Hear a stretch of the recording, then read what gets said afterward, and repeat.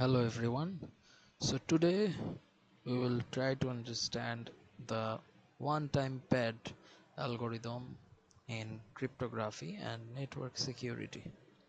So one-time pad is one kind of cipher algorithm, but it will work in another way. So at first we need to set the uppercase and lowercase like the previous video. Then we need to define a custom length function which will be define my length text, and it count will start from 0. Then for character in text the count will be 1 and it will return the count value. Then we need to convert to uppercase, where we need to define upper text and we need to declare result, so it will show the result. And for character in text I equal to 0, and if found it will show false. So we need to run a loop on this regard, where I will be less than 26. If lower it will show character, if upper it will plus one time, and if found the true value it will break down. And if I plus equal to 1, if found false, the result will show only the character and will return the result. So now we have to check the alphabet. So here we need to define the alpha character, where I will start from 0. While I is less than 26, if upper will equal character, it will return true. If lower it will character, it will return true, and I plus or equal 1, it will return false. Now we need to convert the character to number. So in this algorithm, one-time pad algorithm, here a is start from 0 and end to z equal to 25.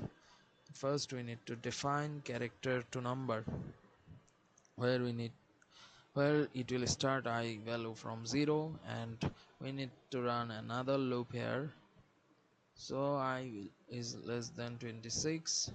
If uppercase it will show a character and return I plus equal to 1, and it will return -1 for the wrong or false value. So we need to define number to character here. So if we define here, it will return uppercase character to number. And part 2 of this code about encryption function.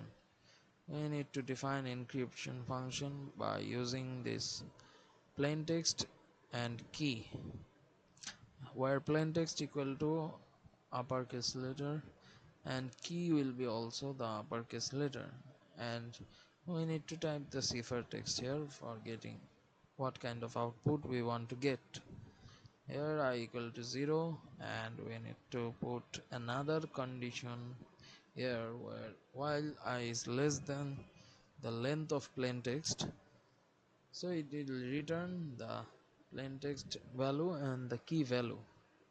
So if here we have used the alpha name, any name can be used here for plaintext. So here the plaintext number, where it will convert character to number, and here also the key number, where it will also change character to number. So we have the character number, where it will be here there is the ciphertext number, where we need to add plaintext number and key number, which will be mod with 26. So ciphertext will be the change the number to character. We have also else condition, where ciphertext equal to plaintext and I will be increased one by one. It will return ciphertext. Here the part 3 of the code, where decryption function need to be defined. So here we define the decryption function, where it contains also ciphertext and key, where ciphertext equal to upper ciphertext and key will be upper key, and here we need to put the plain text.